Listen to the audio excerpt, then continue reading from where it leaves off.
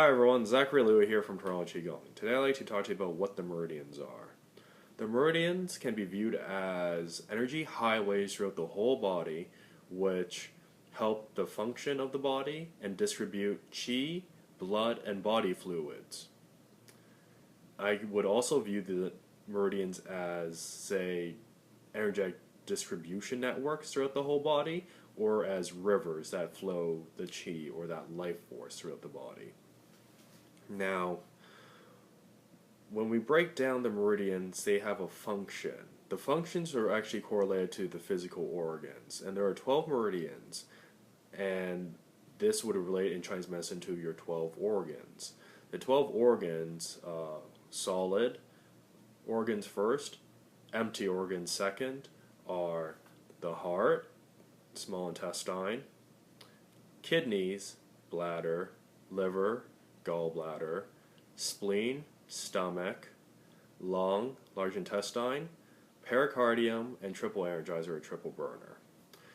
With these meridians now connected to all these 12 organs in the body, we can use the meridians to tap into the physical organ themselves, because though these meridians can be viewed as distribution networks of energy or energetic highways or these rivers, I like to make the analogy that they are actually telephone lines. The reason I say this is in acupuncture you have various acupuncture points. In total it varies between 364 to 400 or 800, etc. It really depends who you go to, because the various numbers of acupuncture points could be numerous. So there could be thousands of acupuncture points and we wouldn't even know it. But there are mainly 364 mapped out ones that are used commonly in Chinese medicine. So when we have these meridians, they all have these various acupressure or acupuncture points, which are analogous to the dial on the phone. So one acupuncture point could be 5, another one could be 6, etc. So when we are actually working from an acupuncture standpoint, we are actually dialing into these acupuncture points to tell the organ, hey, I want you to do X because you have a dysfunction in the body and we're trying to bring you back into balance. By working on acupuncture points then, or dialing on these highways, we then get a certain result. This is very important because then it says the meridians actually can be used from a physiological standpoint of function to enhance the organ functions, or to slow it down depending on what's needed, but it can also be used as information from a structural standpoint. So if I were to palpate the meridians then, if it's a little lax in a certain area or very tense in another area, this tells me a lot about that organ itself. So though I can't directly take out your organ and analyze it through the meridians and touching it throughout different parts of the body, I can then get a pretty good idea of how the organ is functioning and why you have certain issues that you do from a psychological standpoint, emotional standpoint, or just a physical standpoint.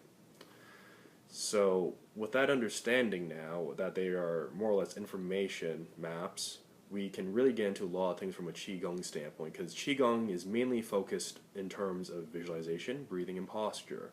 So when we're holding certain postures, if I notice there's certain tension points in the body, then I know particularly I'm going to have certain issues in that meridian. Or if I want to work on a certain emotion, I may go to a certain meridian, or I'll work on a certain organ which it's connected to, and then really cleanse that meridian, release the tension through that means, or to tonify that organ through the meridian or directly to the organ itself. Differences between organ and meridian then is the organs can be viewed as the correspondence or source or parent to the meridians. The one exception will be explained in a little bit. And then the meridians themselves are about that flow function. So I'm trying to move things out of the body, or I'm trying to move things into the body, things like that.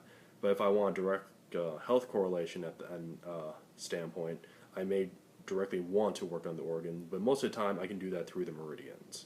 So it's a chicken and egg thing. It's like I can work on meridians, and that could be the chicken to the organ being the egg, or vice versa. Both are connected, and both are two ways to get to a certain result. Now, there are many categories of meridians in Chinese medicine, which then again can be correlated to your Qigong practice. The 12 main meridians are one of them. The next ones would be the 8 extraordinary meridians. The most common ones used in Qigong are the governing vessel, or the Du meridian, and then the Ren meridian, or the conception vessel. Understanding those, that there's 8 extraordinary, the extraordinary meridians are more or less your reservoir or your source meridians. From the 8 come the 12. Then we have something called the Divergent Channels, which are viewed as extensions of the primary meridians, being the 12 primary.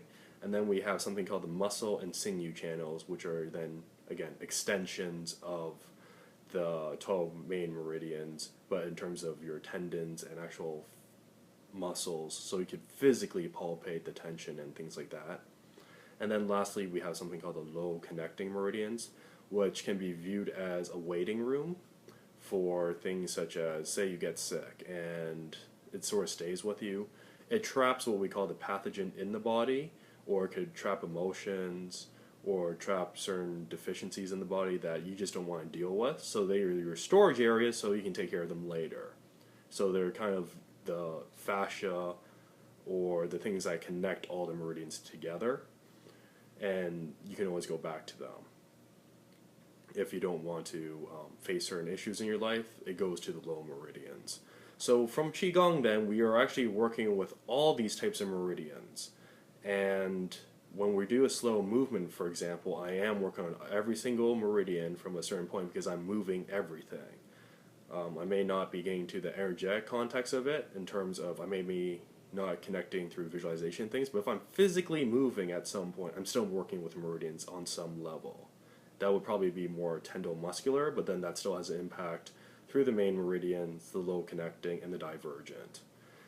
So understanding all this then, when we want to actually incorporate meridians in terms of focus points in Qigong, I would visualize certain colors, which is connected to the physical organs themselves. So if I'm working on the lung meridian, I'm going to imagine white light going through the meridian, or a certain section of the meridian. And then that will help me nourish myself, for example, or if I need to expel things, I'm going to view that going outside the meridian or going to its junior partner, being the empty organs or the large intestine meridian itself. And through focusing on these points, I could then get a tangible feeling off of the body, which says, hey, I'm relaxing here, I'm releasing tension, that is very good.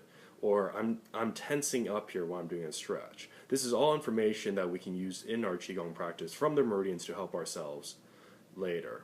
And then this then can be layered with breathing exercises, visualizations as stated, certain affirmations, and just actual physical stretches to move the organs or the meridians in a certain way.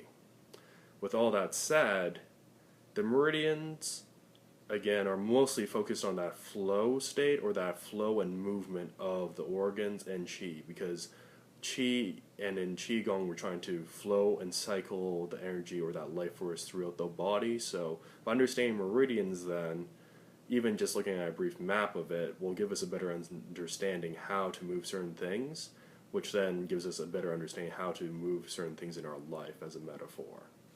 So for more information, go to TorontoQigong.com. Do feel free to email or comment below any questions or any videos you'd like to hear in the future. And I hope you all enjoyed this.